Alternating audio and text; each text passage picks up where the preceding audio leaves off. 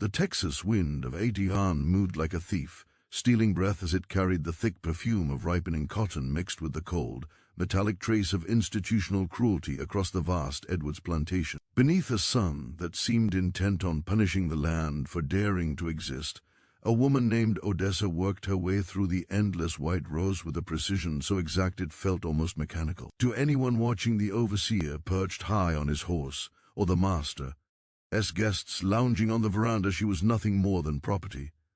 A 23-year-old entry in a leather-bound ledger, her worth calculated by weight and output, not by the fact that she was human. Yet her hands, hardened by 10 years of forced labor, hid something deeper, a quiet dexterity, a restrained grace, and an intelligence invisible to those who had already decided she possessed none.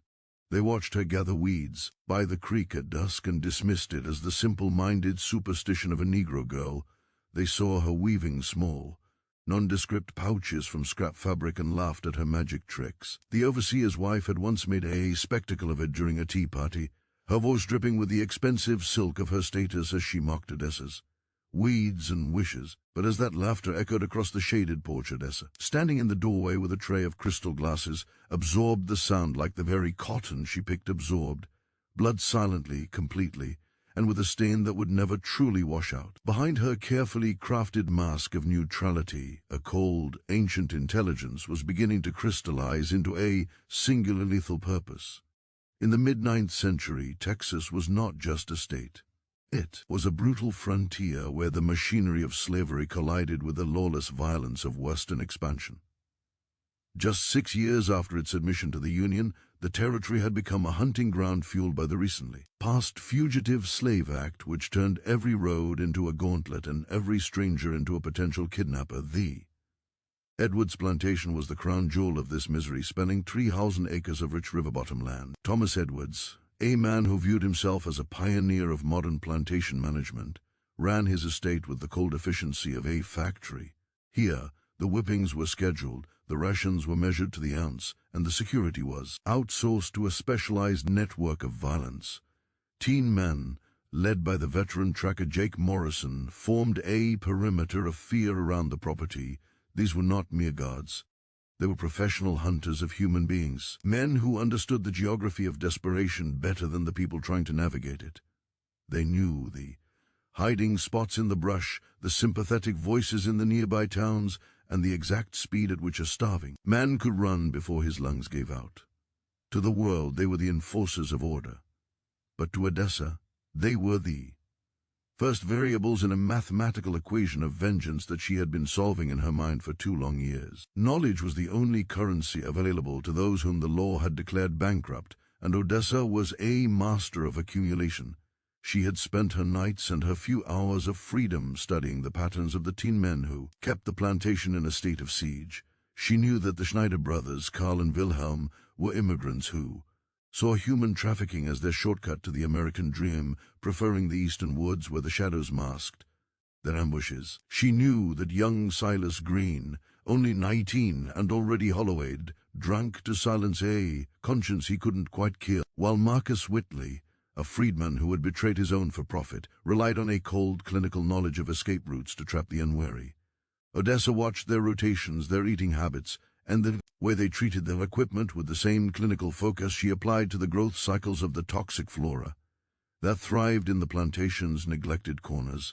She understood that while their guns and dogs were formidable, their greatest vulnerability was their own arrogance. They didn't see her because they didn't believe there was anything to see. To them, she was part of the landscape, aesthetic and unthinking as the soil beneath their boots. They kicked aside her cloth bundles with mud-caked heels, never realizing they were walking over the blueprints of their own demise, mapped out by a woman they considered a child playing with dolls. The art of the poisoner is the dark twin of the healer's craft, and Odessa was the heir to a lineage of knowledge that stretched back across the Atlantic to the ancestral soil of African herbalists. From her grandmother, she had learned the law of the leaf, which plants brought a cooling sleep, and which brought the fire of the grave. The Texas landscape was a pharmacy of death for those who knew how to read it. Along the creek, white oleander waved its beautiful deceptive flowers, hiding a toxin capable of stopping a heart. Mid-beat, in the marshy lands grew water hemlock, its roots containing a poison so concentrated that a fragment the size of a walnut could fell a grown man.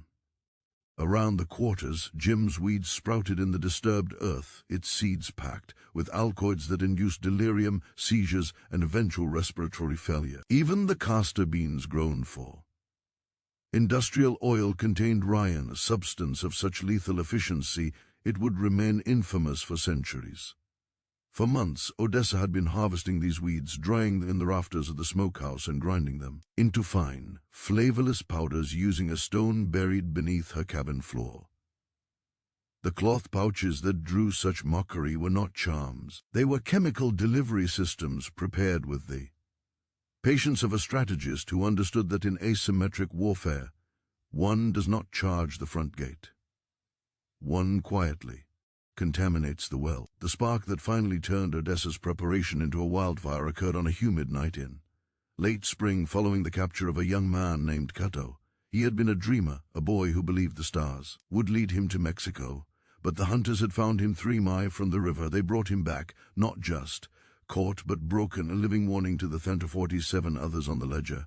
That night, as the slave catchers celebrated their bounty with corn whiskey and raucous laughter in the overseers' quarters, Kato's screams drifted across the dark fields like the cry of a wounded animal that the world had forgotten to help.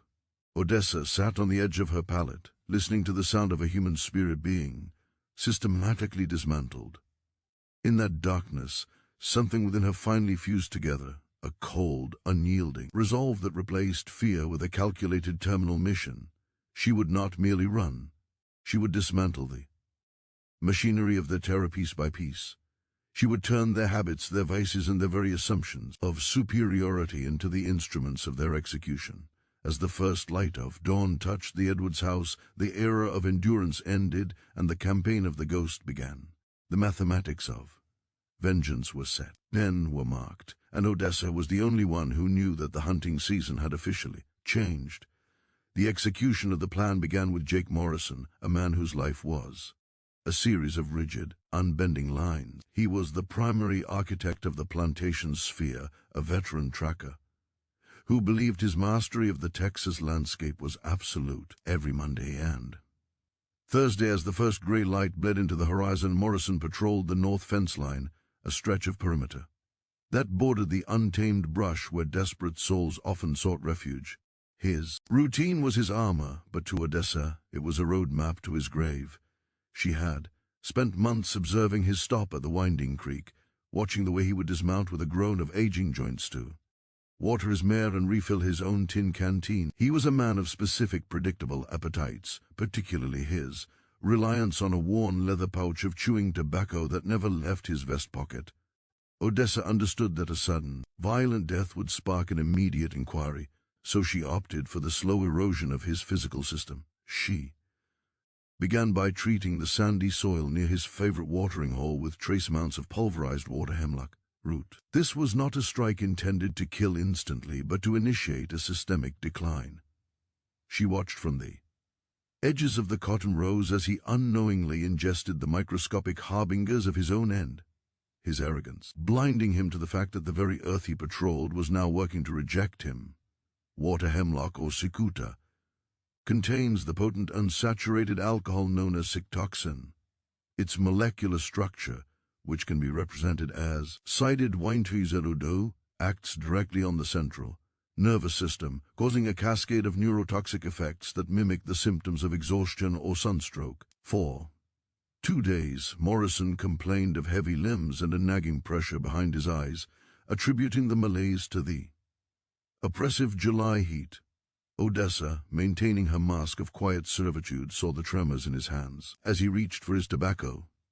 On the 3rd night, she took the ultimate risk. Slipping through the pre-dawn shadows with the silence of a hunting owl, she reached the tracker's temporary camp. Near the boundary line, with fingers made precise by years of intricate weaving, she coated the inner lining of his tobacco pouch with a concentrated paste of castor bean mash and dried hemlock dust. The mixture was designed to be lipophilic, adhering to the tobacco leaves and the moisture of his fingertips.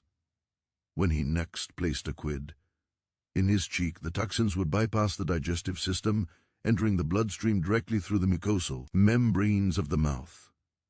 It was a masterpiece of chemical delivery, a fatal dose disguised as a lifelong habit, administered by the very hands he believed were only fit for the heavy labor of the harvest. While Morrison's system began to falter, Odessa turned her sights toward the eastern woods, the domain of Karl and Wilhelm Schneider. These brothers were the embodiment of frontier opportunism, men who had traded their Bavarian heritage for the dark currency of slave catching. They operated with a clinical, almost mechanical unity, sharing everything, from their rations to a dented Mexican war surplus canteen.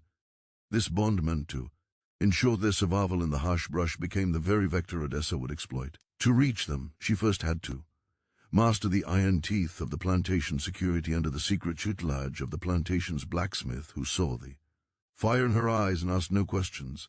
She had learned the delicate art of manipulation. Using a bent horseshoe, nail, and a fragment of stiff wire, she practiced on the simple padlocks of the tool sheds until the click of a mechanism felt as natural as the snap of a cotton ball. On a night thick with the hum of cigars, she breached the Schneider's private gear shed. Inside, the air smelled of gun oil and stale sweat, a shrine to the violence they enacted daily. She found the tin canteen hanging from a peg, a communal vessel that would soon serve a different kind of communion. The contamination of the Schneider canteen required a different botanical profile. For this, Odessa utilized the white oleander nerium.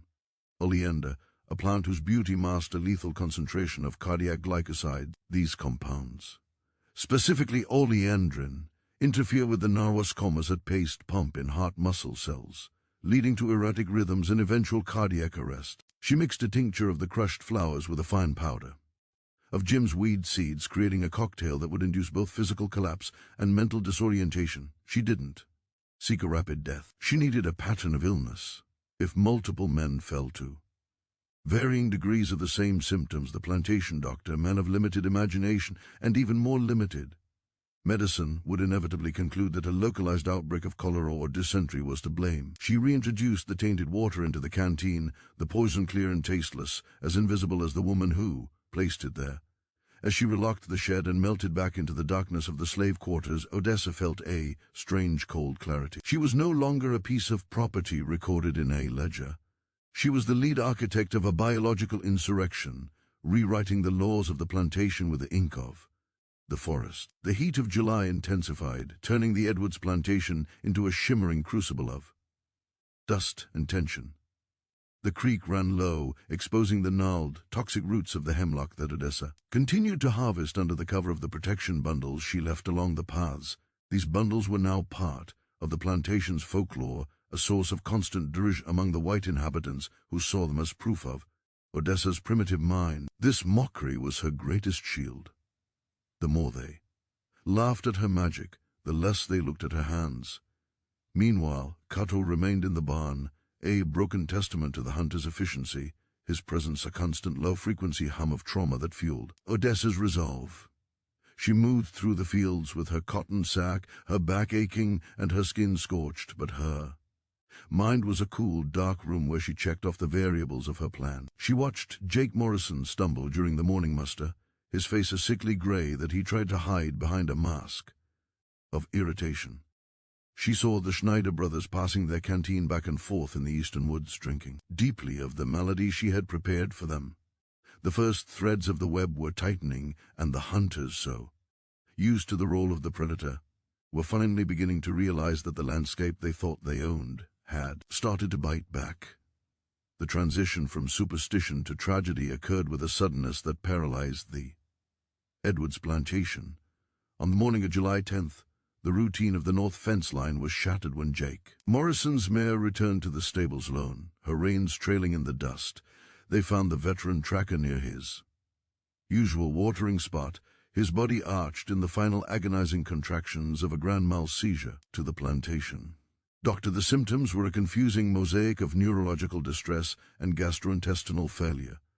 The man's face was a mask of cyanotic blue, his fingers still stained with the dark residue of the tobacco that had delivered his end. Because Morrison was 43, an age considered advanced for the grueling life of a frontier hunter, and because the heat was a physical enemy that summer The official verdict was acute sunstroke, complicated by tainted water. Odessa stood among the other field hands as the news broke, her head bowed in the practiced silhouette of grief, while, beneath her headscarf, her mind was already striking a line through the first name on her list. The predator had been harvested, and the modern security of Thomas Edwards had suffered its first silent breach.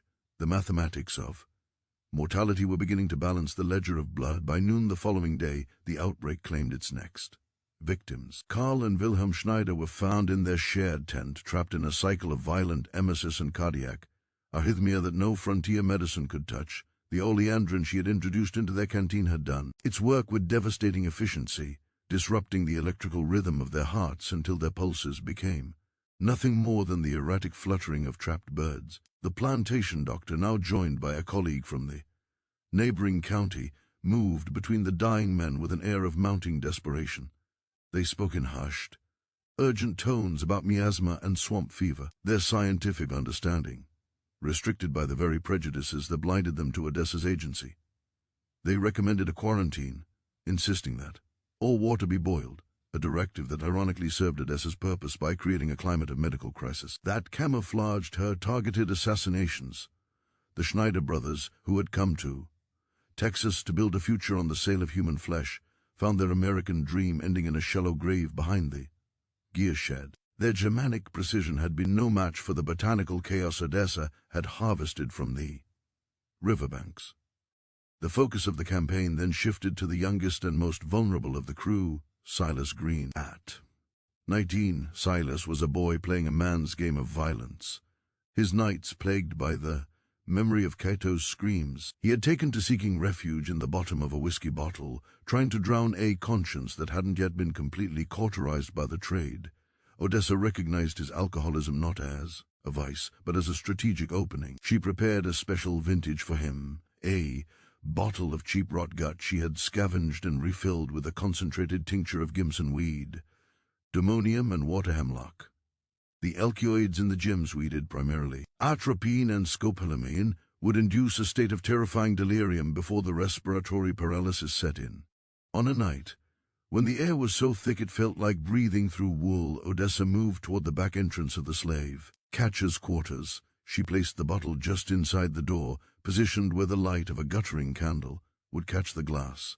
It was an offering of oblivion to a man who was desperate to forget, delivered by the very person he spent his days hunting. The delivery was a dance with the gallows. Every snapped twig under her feet felt like a death sentence.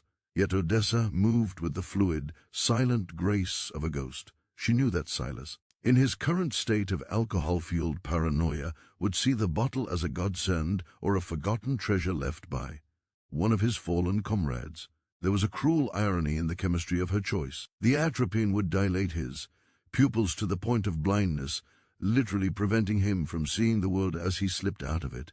As she retreated back into the safety of the quarters, she passed the cabin where Dilly sat on the porch, her eyes like two dark coals in the moonlight. The kitchen matriarch said nothing, but the way she shifted her weight, a subtle, heavy acknowledgement of the changing atmosphere, told Odessa that the elders understood the shift in the wind.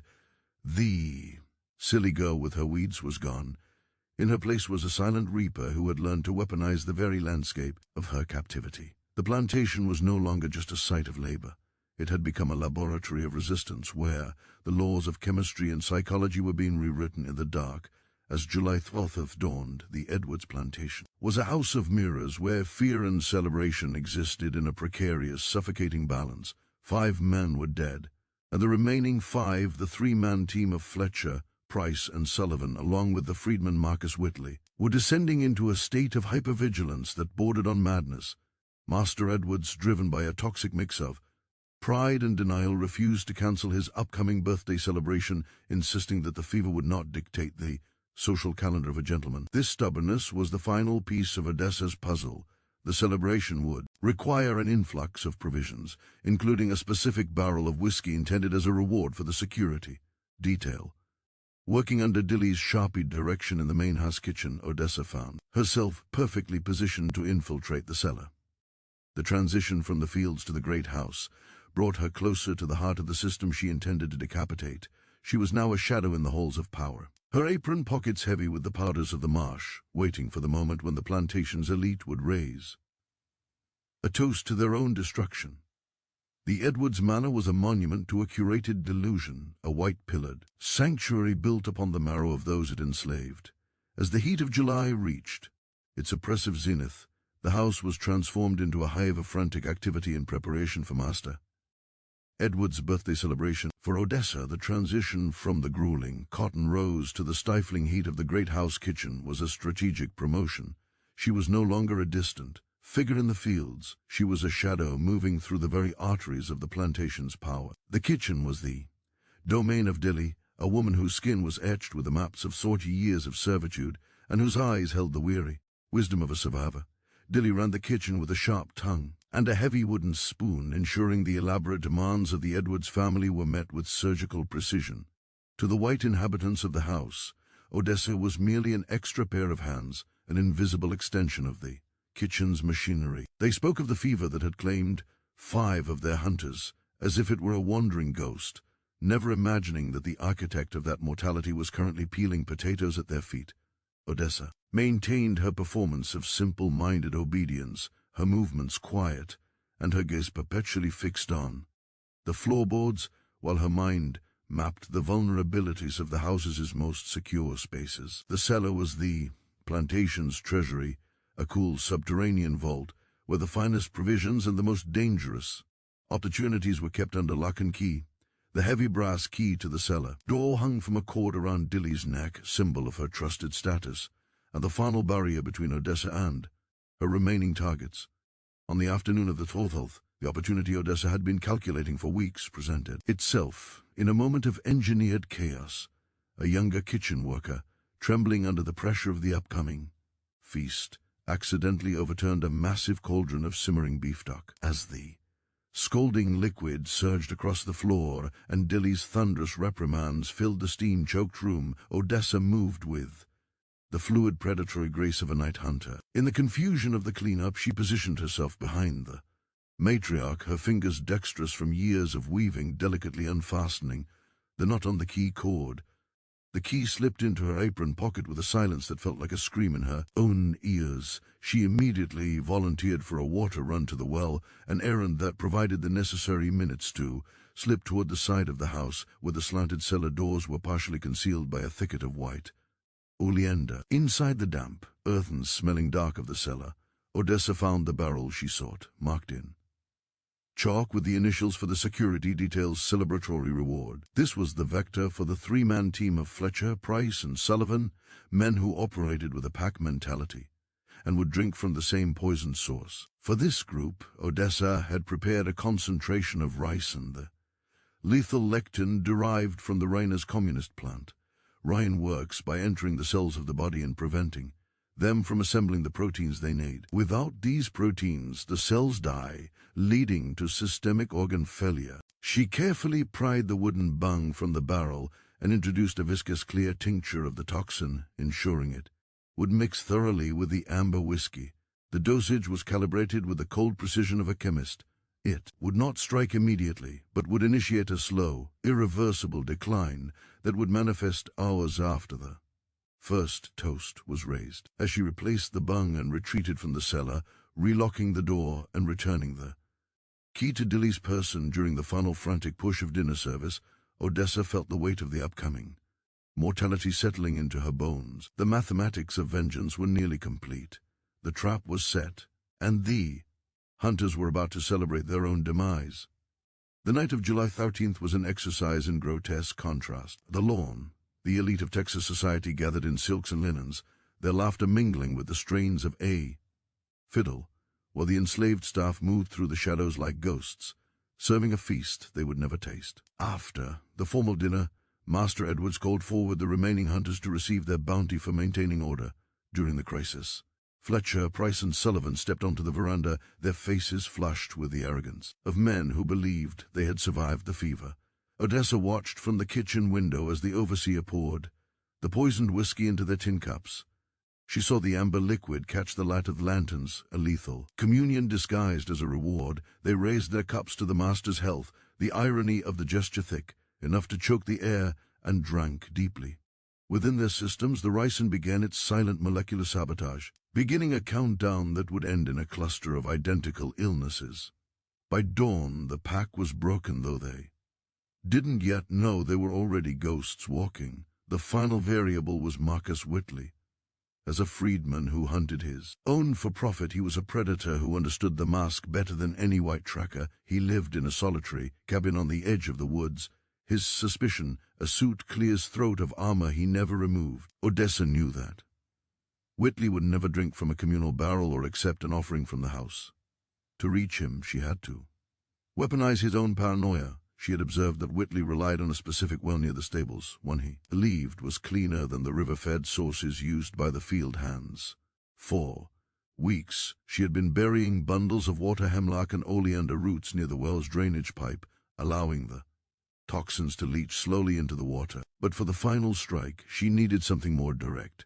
She utilized the psychology of the protection bundles, placing one near his cabin door that appeared to have been dropped in haste. Inside the bundle was not just herbs, but a needle-sharp thorn from a honey locust tree coated in a concentrated paste of cicuta toxin. She knew Whitley would not laugh at the bundle like the others.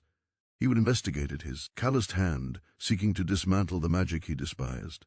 In the act of clearing the superstition from his doorstep, he would find the very real, very physical sting of the frontier's revenge. The dawn of July 14th did not bring the usual harsh bray of the morning horn. It brought a heavy, suffocating silence that seemed to press down on the Edwards plantation like a physical weight. By the time the sun had cleared the jagged line of the eastern woods, the three-man pack of Fletcher, Price, and Sullivan had been reduced to 3 bodies in various stages of agonizing collapse.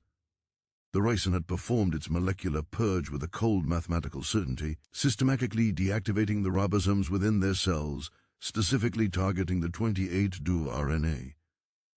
DOLA, effectively halting the production of the proteins required for life. The symptoms were a horrific tableau of internal failure, bloody emesis, necrotic organ tissue, and a neurological thirst that no amount of river water could slake. Marcus Whitley, the freedman, who had betrayed his own for the master's coin, was found slumped on his doorstep, his hand still clutching the protection bundle he had sought to dismantle.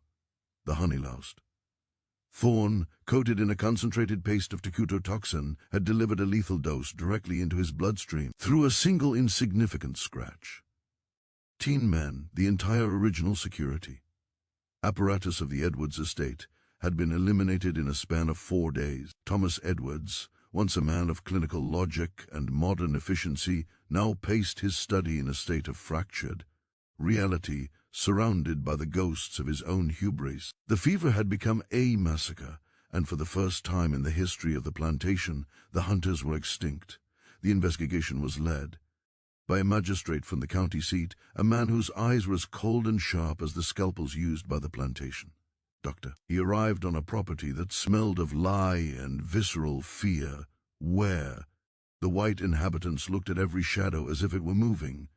The magistrate was not a man of medicine, but of patterns. He recognized that 10 men do not die of swamp fever in such a precise chronological sequence. He interrogated everyone from the terrified overseer to the lowest field hand, but his focus eventually narrowed onto the superstitious girl who had been seen leaving bundles of weeds across the property for months. Odessa was summoned to the great house, the very room where she had once served tea while being mocked as a simple Negro girl by the plantation wives. She stood before the magistrate, her posture a masterpiece of defeated submission, her voice a fragile whisper of engineered confusion. She spoke of spirits and charms and the old ways her grandmother had taught her, leaning into every degrading stereotype. The magistrate held about the intellectual capacity of her people.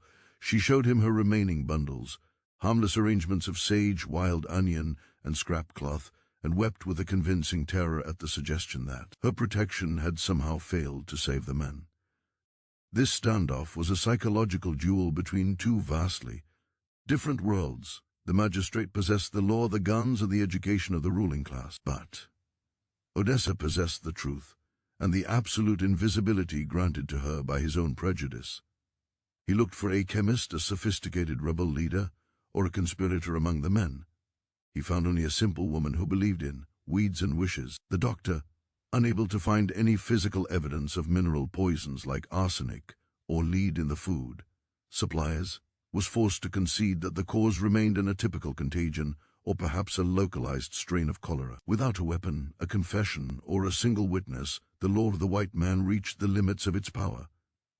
They could not conceive of a woman like Odessa conducting a campaign of asymmetric warfare using the molecular properties of the landscape they claimed to own. They dismissed her, the magistrate's frustration palpable as he waved her from the room with a sneer of contempt, convinced she was too ignorant to be a threat. As she walked back to the quarters, the air finally broke, and the rain that had been promising for days began to fall, washing the dust and the toxins of the Edwards plantation into the river. She had survived the scrutiny of the system she had just decapitated, her mask of servitude serving as an impenetrable armor. In the quiet aftermath of the purge, the power dynamic of the plantation shifted in ways that were felt rather than spoken. The new slave catchers who arrived to replace the fallen teen were hesitant, their patrols confined to the main roads, and their eyes constantly scanning the terrain for invisible threats. The legend of the ghost of Edwards began to circulate in the quarters, a whispered story of a woman who had turned the earth itself into a weapon of vengeance. Old Martha, the ancient matriarch who had seen the rise and fall of generations, shared a final moment with Odessa under the shade of the live oaks. She didn't ask for details, nor did she offer praise. She simply reached out and touched the calloused palm of Odessa's hand, a silent acknowledgement of the terrible burden of agency. "You walked the dark hearth, child," Martha whispered, her voice like the rustle of dry corn husks, "and the path has changed because you stepped on it." Odessa realized then that while the institution of slavery remained, the illusion of its invulnerability had been shattered on this small patch of Texas soil. She had proven that even in the heart of the darkness, a single mind fueled by the memory of a broken boy named Cato could dismantle the machinery of terror using nothing but patience and the plants of the field. The Edwards era would eventually crumble, eroded by debt, the lingering trauma of the massacre and the approaching storm of the Civil War. But the story of Odessa, the woman who harvested death from the riverbank and delivered it in the guise of silence, would endure as a subterranean current of hope. She would eventually take her own chance at the horizon, vanishing into the Texas brush with a small group of survivors heading toward a freedom she had already claimed in her own mind long before she ever crossed the Mexican border. She was no longer an entry in a ledger or a piece of property to be traded for profit. She was the architect of her own liberation. Her story remains a reminder that the art of resistance is often found in the very things the powerful choose not to see. As the wind continued to carry the scent of cotton across the Edwards land, it no longer carried only the smell of cruelty. It carried the memory of a woman who had looked at a merciless horizon and decided that the only way to endure the world was to change the mathematics of its mortality. The ghost of the plantation remained, a silent sentinel, in the rows of white bowls, proving that even a person defined as a thing can possess the power to make the world tremble.